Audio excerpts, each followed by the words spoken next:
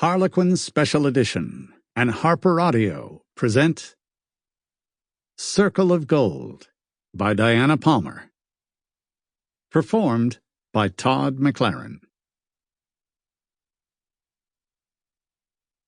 Chapter 1. Kasie Mayfield was excited. Her gray eyes were brimming with delight as she sat in the sprawling living room at the Double C Ranch in Medicine Ridge, Montana.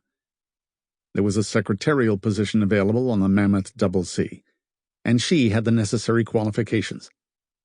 She was only 22, but she had a certificate from secretarial school and plenty of initiative.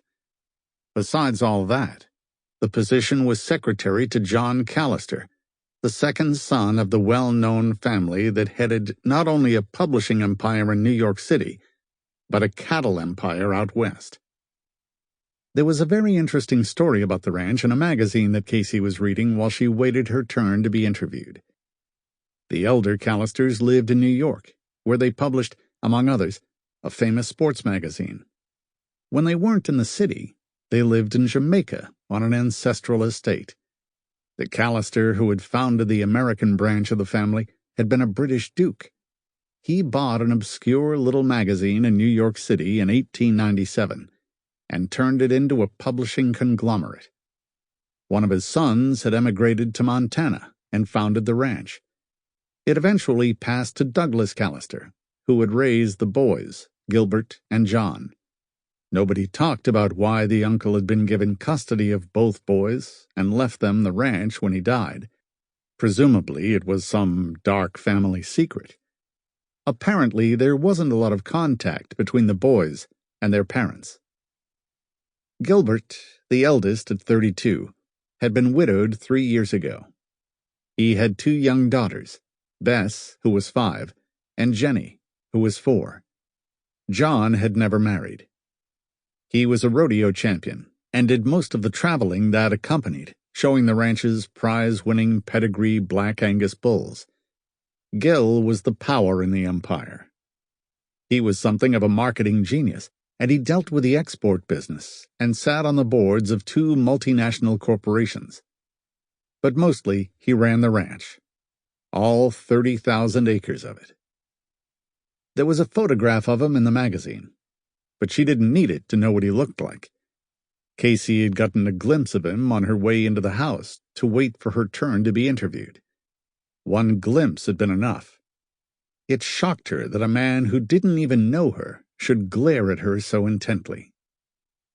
A more conceited woman might have taken it for masculine interest, but Kasie had no ego. No, that tall, lanky blonde man hadn't liked her, and made no secret of it. His pale blue eyes under that heavy brow had pierced her skin. She wouldn't get the job. He'd make sure of it. She glanced at the woman next to her, a glorious blonde with big brown eyes and beautiful legs crossed under a thigh-high skirt. Then she looked at her own ankle-length blue jumper with a simple gray blouse that matched her big eyes.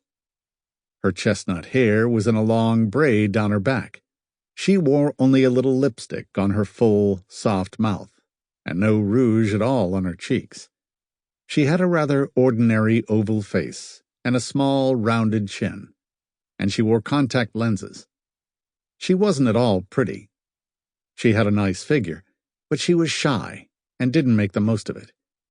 It was just as well that she had good office skills, she supposed, because it was highly unlikely that anybody would ever want to actually marry her. She thought of her parents and her brother, and had to fight down tears. It was so soon. Too soon, probably.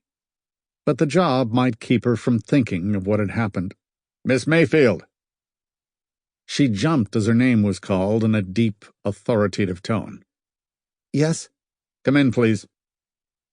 She put a smile on her face as she clutched her small purse in her hands and walked into the paneled office, where plaques and photos of bulls lined the walls and burgundy leather furniture surrounded the big mahogany desk. A man was sitting there, with his pale eyes piercing and intent. A blond man, with broad shoulders and a hard, lean face. Sample complete. Ready to continue?